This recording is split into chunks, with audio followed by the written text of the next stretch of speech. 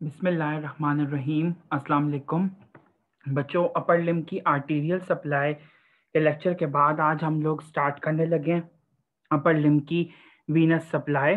ठीक है, तो बच्चे वीनस सप्लाई के अंदर अपर लिम्ब की सबसे इंपॉर्टेंट आपको दो बातें पहले ये बता दूं कि आपको बेसिक प्रिंसिपल्स याद होंगे, जैसे कि आप लोग एफएससी के अंदर पढ़ के आए हैं कि जो वेन्स होती हैं बच्चे, उनके अंदर जो फ्लो होता है, ब्लड का फ्लो, वो यूनिलैटरल होता है। यूनिलैटरल से मुराद क्या है? यानी कि यूनी डायरेक्शनल, एक डायरेक्शन में उनके अंदर ब्लड फ्लो करता है।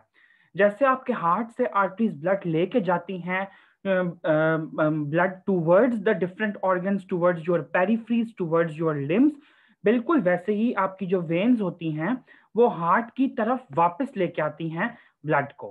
ठीक है, तो ये यहाँ पे मैंने शो करने की कोशिश किया कि फॉर एग्जांपल अगर कोई आर्टरी इस ऑर्गन में ब्लड लेके जा रही है, तो जो आपका वेन होगी वो वापस ब्लड लेके आएगी हार्ट के अंदर। अब मैंने दूसरी इंपॉर्टेंट फीचर आपको ये बताना है कि जो वेन्स का ब्लड होता है वो यूजुअली डीऑक्सीजनेटेड होता है। ठीक है, आपकी बॉडी में दो जगहों पे ऐसी एक्सेप्शंस हैं जहां पे आपको वेन्स ऑक्सीजनेटेड ब्लड कैरी करते हुए दिखाई देंगी। एक तो बच्चे आपकी पल्मोनरी वेन, जो कि आपके लंग्स से ऑक्सीजनेटेड ब्लड को हार्ट के अंदर लेके आती हैं। तो वेन्स जो हैं यूजुअली डीऑक्सीजनेटेड ब्लड कैरी करती हैं, लेकिन pulmonary veins is an exception. ठीक है, नंबर 2 पे जो वेन्स आती हैं they are umbilical veins. Umbilical veins छोटे बेबीज के अंदर वो वेन्स होती हैं जो कि ऑक्सीजनेटेड ब्लड को कैरी करती हैं। अब अम्बिलिकल वेन्स की फर्दर डिटेल के अंदर अभी हम लोग नहीं जाने वाले। ठीक हो गया, वो हम लोग एम्ब्रियो के रिस्पेक्ट में पढ़ेंगे। फिर तीसरा इंपॉर्टेंट फीचर जो वेन से रिलेटेड आपको करवाना है वो ये है कि वेन्स के अंदर डिफरेंट लेवल्स पे वाल्व्स मौजूद होते हैं जो कि उसके अंदर यूनी डायरेक्शनल या यूनिलैटरल ब्लड फ्लो को मेंटेन करते हैं। यानी कि ब्लड जब यहाँ से ब्लड का कॉलम पास करेगा तो ये वाल्व क्लोज कर जाएगा। इस क्लोजर की वजह से ब्लड वापस उस वेन के अंदर नहीं जाएगा बल्कि आगे मूव करता जाएगा। तो वेन्स के अंदर जो वाल्व्स होते हैं they are important to maintain the anatomy of that blood flow, to maintain that streamline flow of the veins. ठीक हो गया, यानी कि आपको बेसिक आइडिया ये देना है कि वेन्स के अंदर जो आपकी जगह जगह पे अल्लाह ताला ने ये बैरियर्स लगाए हैं, ये ब्लड को वापस ले जाने के अंदर, हार्ट के अंदर पोर करने के लिए रिस्पॉन्सिबल हैं। ऐसे स्ट्रक्चर्स आपको आर्टरीज के अंदर नहीं दिखाई देते। ठीक है, चौथा इंपॉर्टेंट फीचर जो है वेन से रिलेटेड ओवरऑल अगर बात की जाए, तो आर्टरीज के अंदर जो ब्लड फ्लो होता है, ब्लड का जो प्रेशर होता है, बेसिकली आर्टरीज के, मैं आर्टरी की बात कर रहा हूँ, उनके अंदर प्रेशर ज्यादा होता है। लेकिन वेन्स को अक्सर ये कहा जाता है कि it is a low pressure system, इसके अंदर प्रेशर जो होता है वो कम होता है। ठीक है, अब ये प्रेशर ज्यादा क्यों होता है, ये कम क्यों होता है, ये फिजियोलॉजी की बातें हैं, लेकिन थोड़ा सा कोरिलेट यहाँ पे कर दूं कि आर्टरीज यूजुअली थिकर वॉल्ड होती हैं और उनका ल्यूमिनल डायामीटर, जो ल्यूमिन है अंदर उसका डायामीटर, वो कम होता है कंपेयर टू वेन्स। वेन्स का कोलैप्स डायामीटर भी हो सकता है, एक्सपेंडेड भी हो सकता है। कोलैप्स नहीं, बेसिकली मेरे कहने का मुराद है कि वेन्स एक्सपेंसाइल होती हैं, उनके अंदर कैपेसिटी होती है कि वो ब्लड को अकोमोडेट कर सकें किसी भी अमाउंट के अंदर। ठीक हो गया, तो और उनका जो कैलिबर है, जो इनका इंटरनल डायमीटर है, वो ज्यादा होता है। तो ये बच्चे आपके वेन्स के और आर्टरीज के बेसिक कुछ मैंने कंपैरेटिव फीचर्स आपको करा दिए ताकि आपका एफएससी का थोड़ा सा नॉलेज रिवाइज हो जाए। अब आपको ये बता दूं कि जो आपका अपर लिम्ब का चैप्टर है, चैप्टर नंबर 7 बीडी की एनाटॉमी का, वहां पे बेसिकली वेन्स को डिटेल में डिफाइन किया गया है। और आपके प्रॉफ का और स्टेज का और सब स्टेज का ये टिपिकल क्वेश्चन है कि कोई एक इंपॉर्टेंट वेन आपको आ सकती है सुनाने के लिए या फिर नोट करने के लिए, और आपको वैसे भी वेन्स आनी चाहिए क्योंकि you are becoming a doctor, so you are an anatomist too. तो बच्चे अपर लिम्ब की अगर वेन्स की बात की जाए तो वो ही जैसे हम लोग लोअर लिम्ब में स्टडी करेंगे और पूरी बॉडी में स्टडी करेंगे, वैसे ही अपर लिम्ब के अंदर भी दो तरह की वेन्स हैं, सुपरफिशियल वेन्स हैं और जो डीप वेन्स हैं। बच्चे सुपरफिशियल वेन वो होती हैं जो कि स्किन के डिफरेंट प्लेन्स के अलोंग लाया करती हैं, यानी कि आपकी एपिडर्मिस में, डर्मिस के नीचे बेसिकली जो लाया कर रही हैं, इंट्राडर्मली लाया कर रही हैं। डीप बेसिकली वो हैं जिनका ताल्लुक मसल से है, मस्क्यूलर वेन्स जो हैं, जो कि आपकी फेशियल वेन्स हैं, डिफरेंट फेशिया को ट्रेवर्स कर रही हैं, डिफरेंट फेशिया को काट रही हैं, वो आपकी डीप वेन्स हैं। ठीक हो गया। अब बच्चे हम लोग पहले जरा से जनरल कैरेक्टरिस्टिक्स पढ़ते हैं आपकी सुपरफिशियल वेन से रिलेटेड, उसके बाद हम लोग आगे मूव ऑन करते हैं। बच्चे, एम्ब्रियोलॉजी के अंदर एक कॉन्सेप्ट यूज होता है जिसको भी हम लोग बहुत ज्यादा डिटेल में नहीं डिस्कस करेंगे, कि जब आपका अपर लिम या लोअर लिम डेवलप कर रहा होता है तो एक एक्सिस डेवलप करता है इसके ऊपर। ठीक है, एक्सिस से मुराद ये कि एक इमेजिनरी लाइन डेवलप करती है जिसके अलोंग हम लोग कहते हैं कि कोई स्ट्रक्चर प्री एक्सियल है और कोई स्ट्रक्चर पोस्ट एक्सियल है। मैं दोबारा इस बात को रिपीट कर दूं, एम्ब्रियो के अंदर जब आप लोग एक्सियल डेवलपमेंट पढ़ेंगे, आप लोग एक्सट्रीमिटीज की डेवलपमेंट पढ़ेंगे, तो एक कॉन्सेप्ट वहां पे मैं आपको समझाऊंगा कि अभी भी मैं आपको ये इशारा दे रहा हूं कि लिम्स की डेवलपमेंट में एक हम लोग इमेजिन करते हैं कि एक आर्बिट्रेरी एक रैंडम एक्सेस पास करता है जब कोई लिम्ब ग्रो कर रहा होता है, तो उस एक्सेस से पहले कोई ऑर्गन डेवलप करे या उससे पहले कोई चीज उससे पहले पड़ी हो तो उसको हम लोग कहते हैं कि ये प्री एक्सियल है। ठीक है, और जो उसके बाद पड़ी हो तो उसको हम लोग कहते हैं कि ये पोस्ट एक्सियल है। अभी आप लोगों ने इसकी कॉम्प्लिकेशन में नहीं पढ़ना और इसके अंदर फर्दर नहीं जाना, बस आप लोगों को जो इंपॉर्टेंट एमसीक्यू करवा रहा हूं जो कि एम्ब्रियो के हिसाब से इंपॉर्टेंट है और एनाटमी के हिसाब से, वो आप लोगों को लाजमी आना चाहिए कि आपकी अपर लिम की दो इंपॉर्टेंट सुपरफिशियल वेन्स हैं। एक है सिफोलिक वेन और दूसरी आपकी है बेसिलिक वेन। जो आपकी सिफोलिक वेन है that is actually known as pre axial vein, और जो आपकी बेसिलिक वेन है इसको हम लोग कहते हैं पोस्ट एक्सियल वेन। ठीक हो गया? अगर बच्चे आप लोगों को ये इंपॉर्टेंट एमसीक्यू नहीं याद हो रहा तो इसको याद करने का इजी निमोनिक है प्रीसेफ, PRECEPH, यानी कि प्री एक्सियल वेन सिफोलिक है। और दूसरी आपको वैसे ही मैंने नाम बता दिया कि वो बेसिलिक है, तो आपने याद रखना है कि वो पोस्ट एक्सियल होगी। ठीक है, ये आपका इंपॉर्टेंट एमसीक्यू है, इसको याद कर लो। ये मैंने भी आप लोगों को टेस्ट में रिपीट करके देना है और आप लोग की स्टेजेस में अक्सर ये आ जाता है।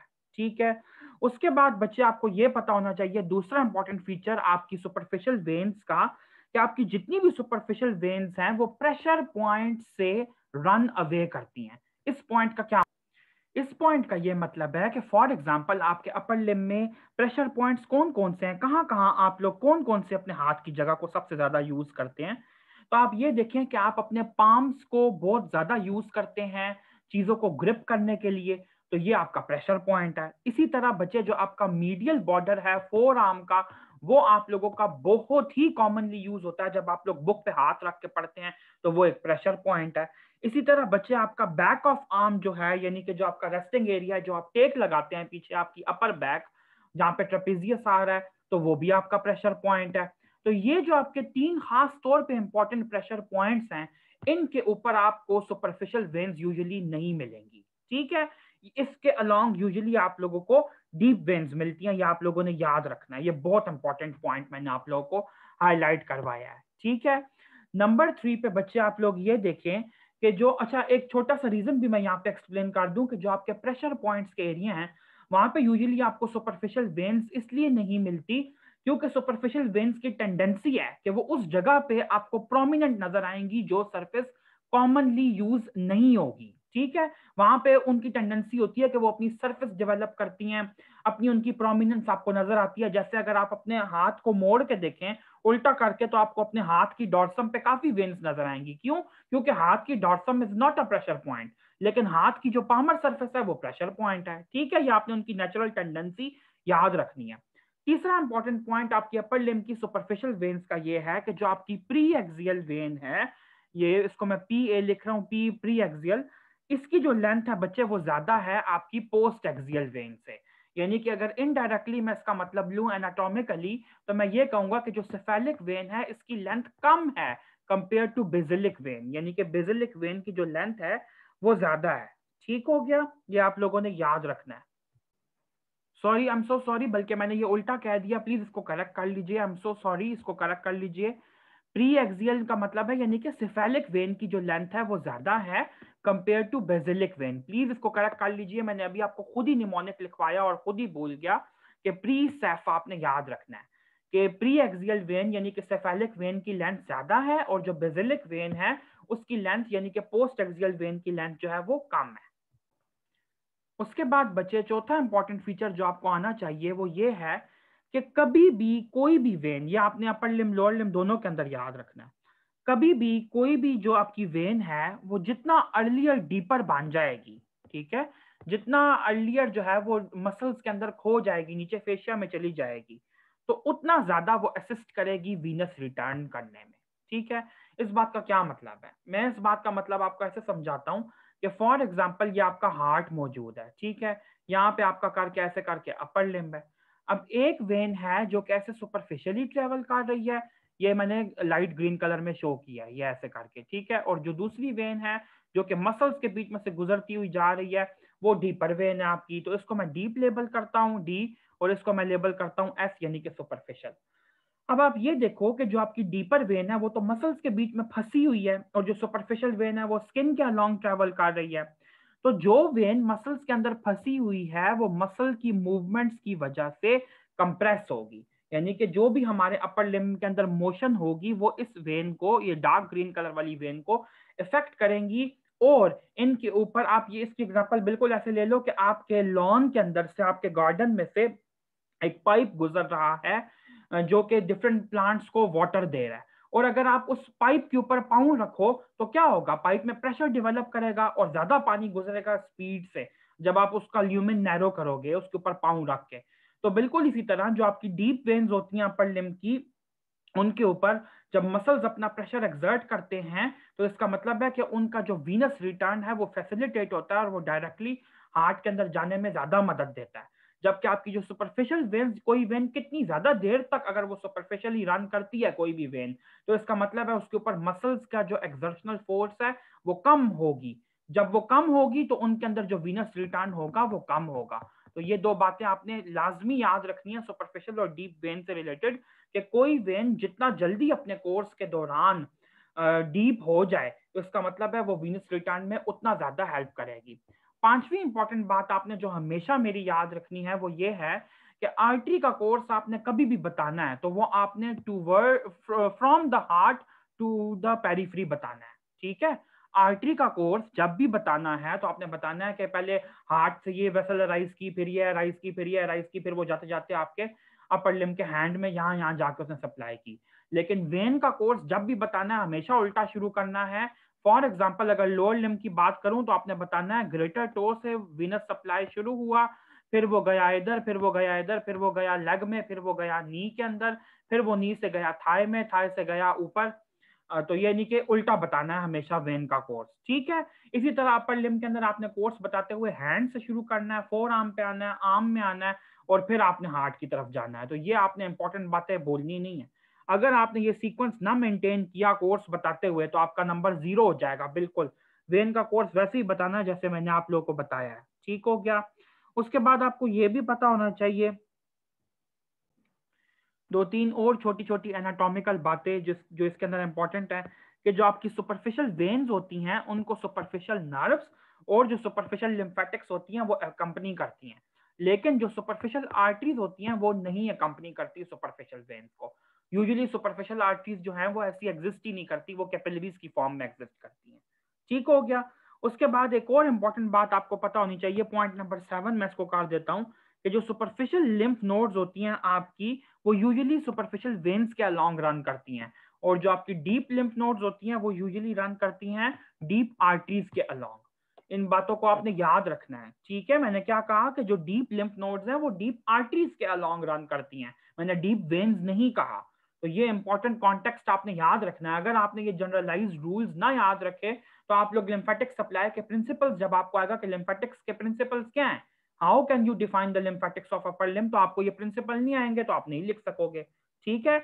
अब देखो मैंने आपको जब वेन्स एक्सप्लेन की हैं, मैं वेन्स का टॉपिक पढ़ाने लगा हूं, तो पहले मैंने आप लोगों को जनरल कंपैरिजन बताया कि वेन और आर्टरी क्या होती है, फिर मैंने आपको बताया कि सुपरफिशियल वेन है और डीप है, फिर मैं आपको सुपरफिशियल के कैरेक्टरिस्टिक पहले बता रहा हूँ, फिर मैं आपको सुपरफिशियल की जो वेन्स होंगी उनकी डिस्क्रिप्शन कराऊंगा, फिर मैं आपको डीप वेन्स की डिस्क्रिप्शन कराऊंगा। तो कहने का मतलब है कभी भी आपको प्रॉफ में क्वेश्चन आए कि अपर लिम्ब की इस वेन के बारे में लिखो तो थोड़ा सा जनरल आपने इंट्रोडक्शन दे के उसके बाद अपना आंसर लिखना शुरू करना है। ऐसे ही नहीं बिल्कुल दो दो लाइनों के जवाब लिख के आ जाने।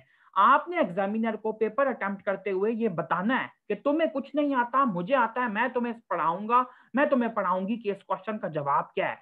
अगर आप इस अप्रोच को समझ के बच्चों आज मेरी बात के बांध लो, एमबीबीएस के पेपर अटेम्प्ट करोगे कि मुझे एग्जामिनर को बताना है कि मुझे क्या क्या आता है, तो फिर बच्चे आपको अच्छे मार्क्स मिलेंगे और आपकी पेपर प्रेजेंटेशन इंप्रूव होगी।